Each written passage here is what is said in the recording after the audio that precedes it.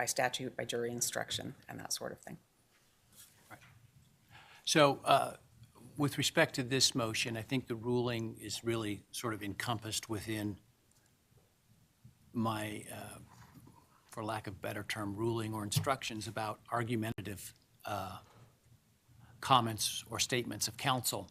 The example spelled out by the state, I think, would fall within that category of being argumentative and would be improper by counsel. And so obviously that shouldn't be done.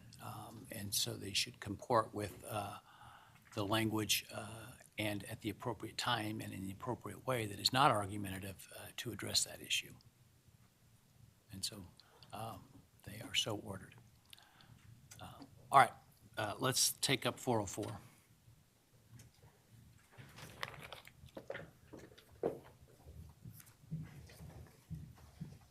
Good morning, Your Honor. That's all. Your Honor, as it relates to the unnoticed 404B evidence, I understand what's been the discussion on similar verbiage and concerns earlier. However, one of the things that I think it's important to note about this is that although the state has agreed that they will comply with the rule, what we do have so far in self-authenticating records, it's our position is already two mislabels of the evidence. And the specific examples are that technically the DeSales paper, the way that the state wants to use that, would fall under 404B as other act evidence. It's a 2020. It's a bad act?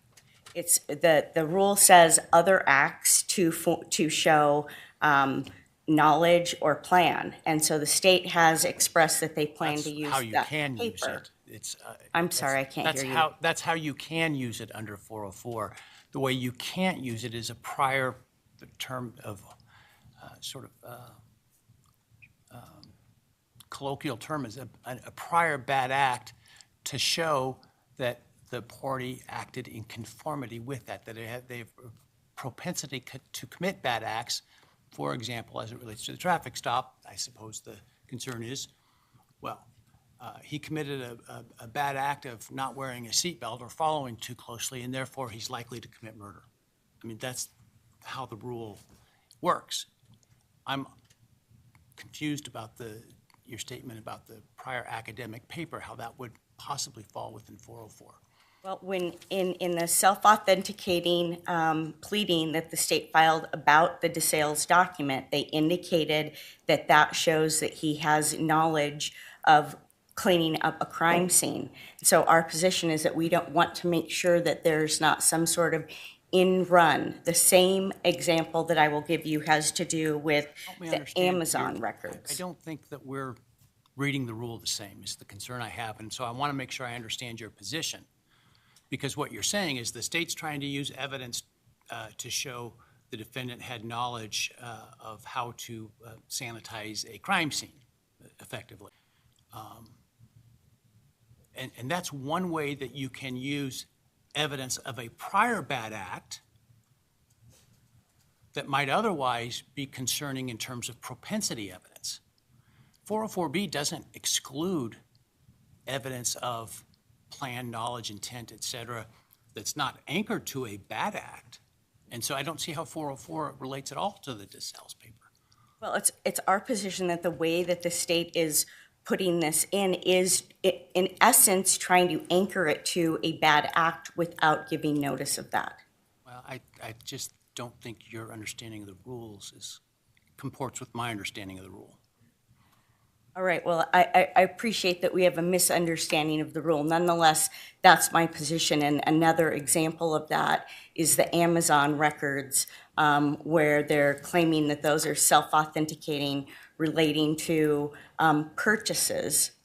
And that also has not been noticed. But it's not a bad act to purchase things on Amazon. But the state is using it, Judge, to show, using it as other things to show a plan or knowledge or intent. But that is not what 404 precludes. 404 precludes a bad act, a prior criminal act, a prior, but the best term is bad, something that would suggest that it is in your character to commit a bad act, to commit the crime because you've committed a bad act, right? You abused your significant other on one occasion, and therefore you have a propensity to abuse a significant other on a later occasion.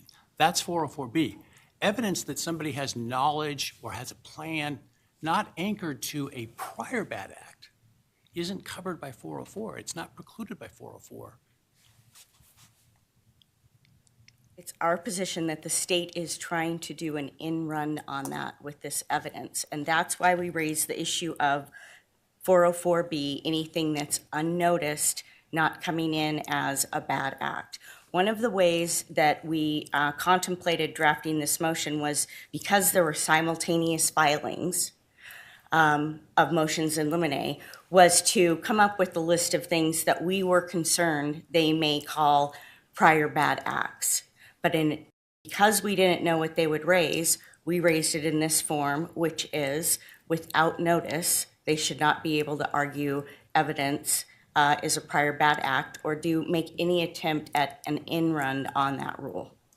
So I'm not understanding what you mean by an in-run on that rule in this context.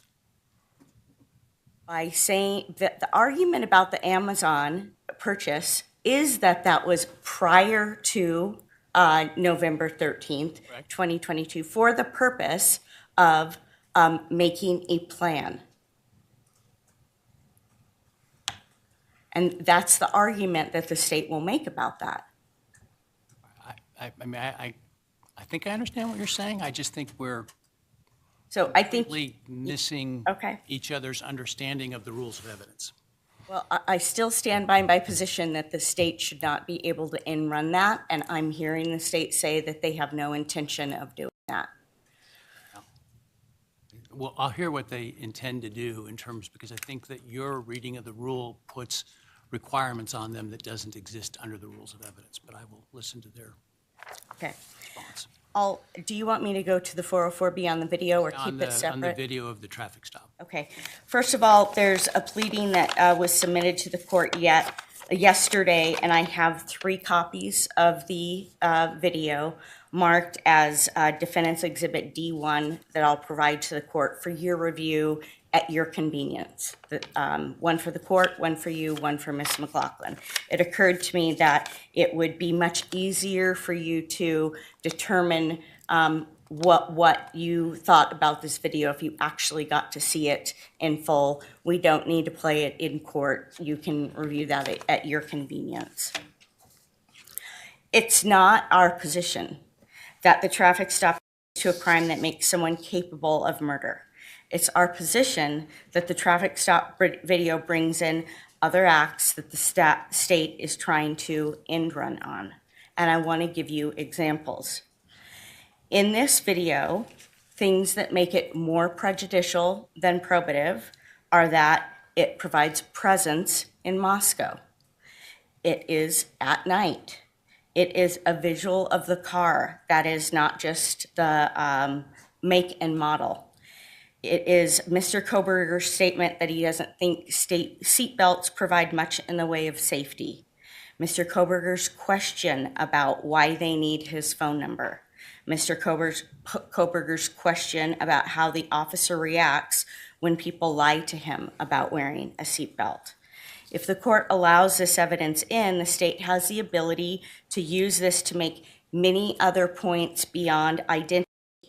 And the jury would have the ability to potentially seek to ask to rewatch the video and draw other conclusions that we are worried about, such as I mentioned, him being at night, not wanting to, it being at night, him not wanting to give his phone number, which could be construed as he wants to hide his identity. Date of this traffic stop?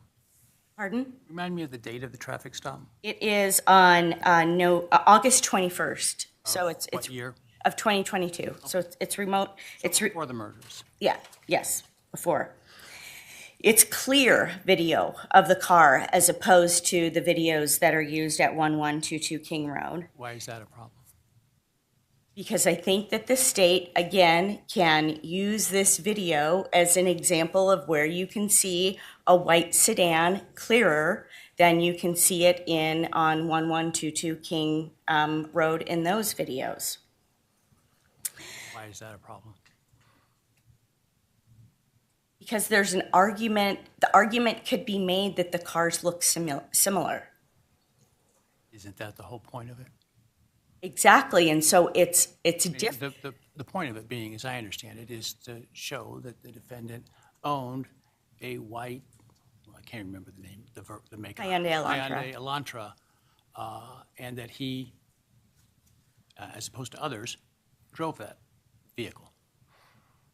Correct, Judge. And so when this video comes in, it's much more than a witness saying, you know, I looked at registration records, and registration indicated that he owned a Hyundai Elantra. When you see it on a video, and then there's going to be other videos that are put into evidence, there's a different argument to be made as opposed to someone verbally reporting a make and model. The state has, Sounds like that makes the evidence of, I guess I'm just not tracking again under 404 how that particular issue. Now, there may be the ability to cross-examine the FBI specialists about, well, this video is grainy, how can you make this determination of what the automobile is, et cetera, to me is different than, okay, that's what their conclusion is, which you can attack. The evidence that he has a white Elantra within the years and that he drives it, it's prejudicial in the sense that it doesn't help your case, but I don't see how it's unfairly prejudicial, which is kind of what you were talking about, which is 403. I haven't heard anything that's 404, but okay, well, they've noticed it as 404B evidence, so traffic stop. I'm arguing it in that context, and what other things can be drawn from this video that make it overly prejudicial. The other thing is that the state's expert disclosure by Special Agent Nick Balance lists August 21st as one of the dates that they claim that Mr. Kohberger is near the 1122 King Road residence. And so the date of this traffic stop is relevant to the state for that, their ability to argue that. That also makes it overly prejudicial. It makes it relevant. It doesn't make it necessarily overly prejudicial. Judge, the combination of these things is that this video has the ability to be much more than what the state is claiming. The state is claiming that it proves who he is, what his phone number is, and the type of car that he was driving. It's our position that when you watch the video, there are other arguments to be made that make it more prejudicial and therefore excluded when there are a myriad of other ways that the state can prove his identity, You don't get his to, phone and I don't number. get to tell the state how to try their case unless they're violating the rules of evidence. Of course I don't get to tell the state how to try their case, but I do get to tell this court what our position is regarding that evidence, and when we think that evidence is overly prejudicial and can be construed to do things that the state is otherwise saying the evidence is meant to do. And that's the point of this argument. We ask that you exclude this video, which I will ask that it be, that the marshal provide that to you, and that the state use a different method of proving identity. Thank you.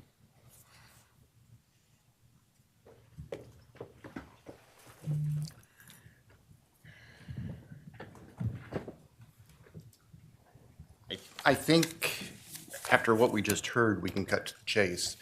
The defendant doesn't seem to understand what the balancing test under Rule 403 is. There's no question that the video with the evidence, the defendant's admission of his identity, with his admission and the evidence showing it was his car, the description of the car, the registration of the car, his address, his telephone number. That's all incriminating evidence. That's why the state is offering it.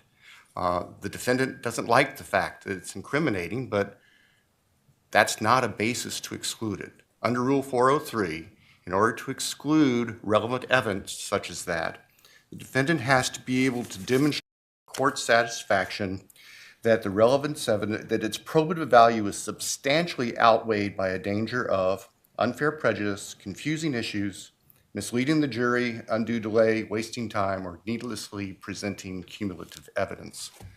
Just because it's prejudicial, and just because the defendant doesn't like the fact that we can prove who he is, that we can prove what car he's driving, that we can prove what his phone number is, that we can prove his address. I mean, those are all things that tie together to connect the defendant to the homicides. Just because they don't like that isn't a basis to object to it.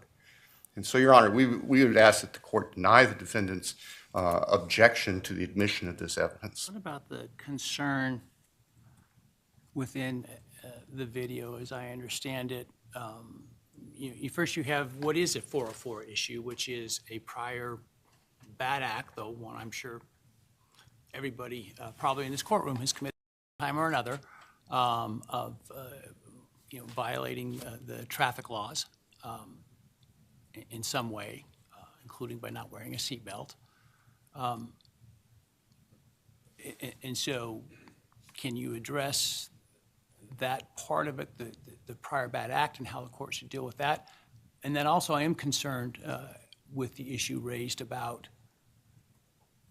the communication between the officer and Mr. Kohberger, for example, his asking why they need his phone number. That could, I think, be unfairly looked at as if he has something to hide, which would be, I think, unfair.